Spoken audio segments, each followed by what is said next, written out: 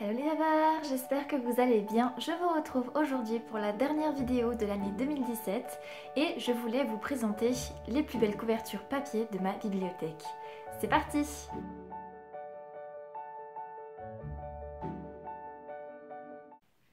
Alors oui, voilà, il m'a pris l'envie de faire une dernière vidéo avant que 2018 commence et ça fait un petit moment que je me dis que je veux vous présenter les plus belles couvertures de ma bibliothèque. J'en ai choisi 10, ça a été difficile d'aller jusqu'à 10 en fait parce que il y a des couvertures que je trouve très belles, d'autres que je trouve juste super jolies. Mais ça a été quand même difficile de faire un choix, donc j'espère que vous allez les apprécier autant que moi. Et je vais vous en parler tout de suite là, maintenant. Allez! Alors on va suivre un ordre un petit peu particulier. J'ai décidé de vous présenter en premier des livres en VO parce que c'est vrai qu'il y a beaucoup de livres en version originale en anglais qui me semblent très beaux par leur couverture. Donc voilà, on va commencer par là. Le premier bouquin que j'ai à vous présenter, c'est le premier tome de Firebird de Claudia Gray, donc A Thousand Pieces of You. Je ne sais pas ce que vous en pensez, mais je trouve que voilà, ces couleurs, cet aspect ville et ici, comme vous voyez à l'envers, voilà, il y a la ville un peu côté russe. Tous les livres de cette saga sont juste hyper beaux. Je vais vous montrer, j'ai les deux autres ici. Vous avez là les deux autres qui sont juste extraordinaires aussi. Donc je ne pouvais pas ne pas les mettre dans ce top 10. Sachant que j'ai pris que le tome 1 pour ne pas... voilà, j'ai essayé de limiter un petit peu pour vous faire voir d'autres choses. Mais je trouve que les couvertures de cette saga sont juste merveilleuses. Et je vous remonte le premier tome. Je sais pas si un jour cette saga sera traduite en français, mais ça serait vraiment cool. Parce qu'en plus l'univers est juste génial. Et j'espère qu'il garderait ces couvertures là parce que c'est trop beau. Voilà. Après ça, toujours en VO, donc je voulais vous présenter Crash Into You de Cathy McGarry. Alors c'est l'un de mes plus gros coups de cœur en anglais, c'est l'un de mes plus gros coups de cœur romance. Je pense que ça a influé mon choix, mais je ne sais pas ce que vous en pensez. Je trouve que cette photo de couple est juste trop mignonne. Voilà, dans cette voiture. Et enfin, je trouve que le couple est super joli. Après, la couverture qu'on peut voir sur le hardback à l'intérieur est un petit peu moins jolie. Je préfère celle qu'il y a sur la version voilà, que je vous déplie. Mais toujours est-il que je la trouve super jolie, les tons. Puis après, une fois qu'on a lu l'histoire, elle retentit encore beaucoup plus par rapport à ce qu'on a lu. Donc voilà, je la trouve juste exceptionnelle. Elle fait toujours partie de mon top 10. C'est peut-être pas la plus jolie, mais voilà, il y a un gros ressenti pour moi. Donc elle est une des plus belles. Ensuite, je voulais vous présenter These Broken Stars de Amy Kaufman et Megan Spooner. C'est un livre que j'ai lu il y a un petit moment, j'aimerais bien lire la suite, mais je ne sais pas ce que vous en pensez, mais je trouve que le graphisme de cette couverture, les deux personnages qui se rejoignent, la police par-dessus, il y a un aspect magique, surnaturel et pourtant scientifique, enfin science-fiction. Il y a quelque chose de super beau, j'aime beaucoup cette couverture. Je crois que c'est d'ailleurs elle qui m'avait poussé à le mettre dans ma wishlist et c'est pour ça qu'il a fini aussi dans ma palle, parce que le résumé était intéressant et que la couverture était juste trop... Voilà, je suis un petit peu faible, pardon, je me laisse avoir par la couverture. Mais voilà, je sais pas ce que vous en pensez. J'espère qu'un jour je pourrai me procurer le tome 2 qui est super sympa aussi avec des couvertures rose orangé. Mais pour l'instant, voilà, je me satisfais de celui-ci et je ne me lasse pas de sa couverture. Ensuite, dernier roman en anglais et en version originale. Donc, je voulais vous présenter The Star-Touched Queen de Roshani Chokshi. Alors, c'est un bouquin que je vous ai déjà présenté pour le book haul, que je n'ai pas encore lu, qui sera d'ailleurs ma prochaine lecture, mais cette couverture m'a toujours fascinée pour les couleurs, pour le côté un petit peu comme oriental qu'il y a dessus, et pour la nuit aussi qui se dégage, et puis vous voyez, bah voilà, il y a en fait ça c'est en relief, les trucs dorés là sont en relief, et c'est juste trop beau. Je suis vraiment fan de ce genre de couverture. En plus là je l'ai trouvé en paperback, donc c'est super joli. Et voilà, j'ai pas grand chose à dire, en plus je ne sais même pas de quoi parle l'histoire, je m'en souviens plus. Je me souviens juste que ça m'avait intéressée et voilà, je trouve la couverture vraiment très jolie et je trouve qu'elle est porteuse d'espoir et ça me parle beaucoup. Voilà.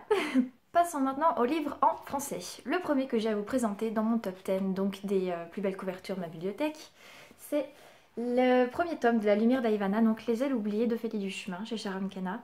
Je trouve que cette couverture est très douce, très belle, elle est aussi pleine d'espoir, pleine de magie, pleine... Enfin, j'aime beaucoup ce que fait Ophélie Graal en tant que... Enfin, Méridiane si vous préférez, en tant que graphiste. Je vous expliquerai juste après pourquoi. Mais je trouve qu'elle fait toujours un excellent travail. Et là, vraiment, elle a encore fait de l'excellent boulot pour Ophélie, pour son roman. Et elle en a fait encore du très bon pour le tome 2. Je vous invite à aller voir ça. Mais voilà, je trouve que... Il y a vraiment beaucoup de choses, il y a à la fois beaucoup de simplicité et beaucoup de travail qui se dégage derrière et j'aime énormément quand ça se passe comme ça, donc je trouve que c'est beau et puis ça serait bien si tous les bouquins pouvaient être aussi beaux que ça. Après ça, je voulais vous présenter encore un autre roman pas forcément très connu, puisque c'est une auto-édition, donc je voulais vous présenter Les Chroniques de Fleur d'Opale. Donc la partie 1 de La Candeur de la Rose. J'ai un petit peu du mal avec ces parties. Une fois que j'aurai lu, je pense que ça ira mieux. Mais voilà, pour l'instant, je ne l'ai pas encore lu. Donc c'est par Yelena. Je ne sais pas ce que vous en pensez, mais voilà, en plus vous avez les reflets. Cette couverture est juste très très très belle. Enfin, un gros bouquin. Mais voilà, je trouve qu'elle est pleine de douceur. Elle est pleine de mystère aussi. Voilà, je pense que ça annonce beaucoup de choses.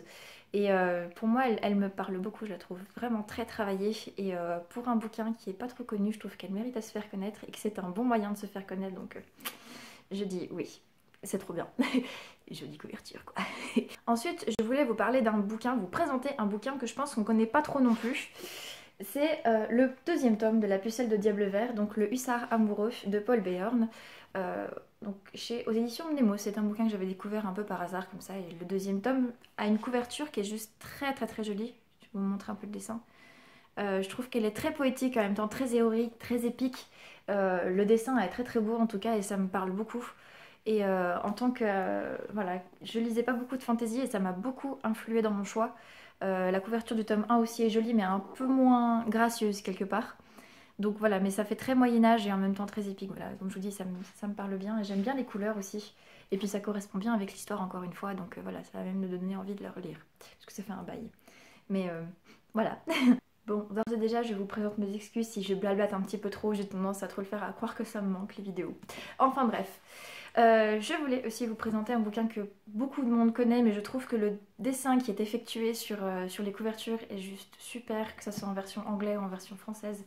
Il s'agit donc Gardien des Cités Perdues. Là, j'ai pris le tome 2 parce que j'aime beaucoup la grâce qui se dégage avec Sylvanie, la licorne derrière, avec Sophie, voilà, et il me semble que c'est lui. Voilà, je trouve que c'est super, ouais, c'est super cool. J'aime beaucoup, vous voyez, j'aime toutes les couvertures qui ont été faites sur le Gardien des Cités Perdues. J'aime beaucoup le graphisme qui est fait dessus, le dessin. Je trouve que ça parle beaucoup de l'histoire et c'est pas tous les jours qu'on a la chance de voir des couvertures qui collent autant à l'histoire. Donc c'est vraiment cool parce que c'est pas, ça a vraiment été fait pour ce roman. Donc c'est vraiment top. C'est top. Voilà, et c'est pour ça que je tenais à vous présenter. En tout cas, celui-là, toutes les couvertures sont superbes.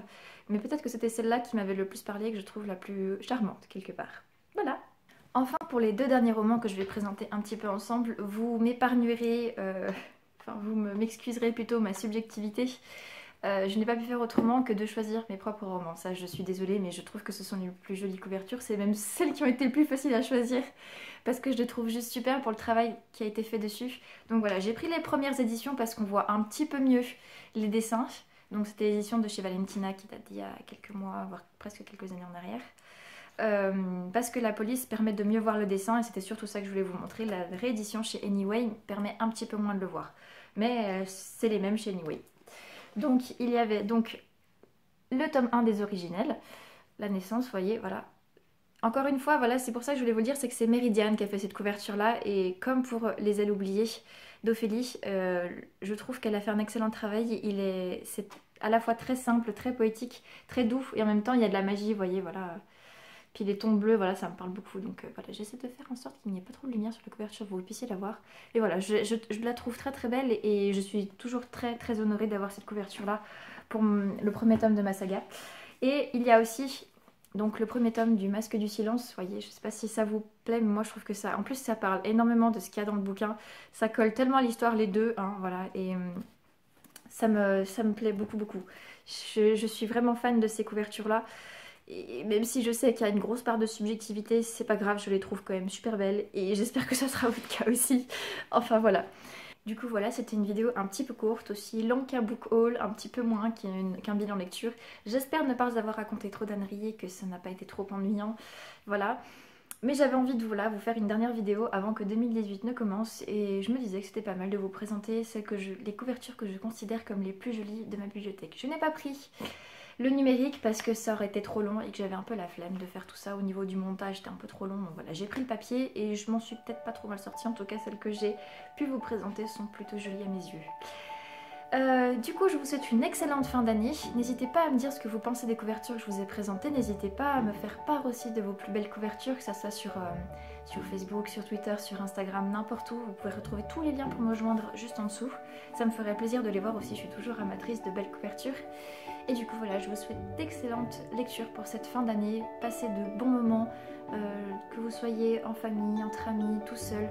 Que ces moments soient doux, pleins de joie, de bonheur, de paix surtout. Et voilà. Je vous retrouve début 2018 pour vous faire part de toutes mes acquisitions du mois de décembre et novembre, et il y en aura un certain paquet. Je vous ferai part aussi de mes lectures de cette fin d'année, et voilà. Je vous dis à très très bientôt, et faites de doux rêves, qu'ils soient en mots ou non. Plein de poutous.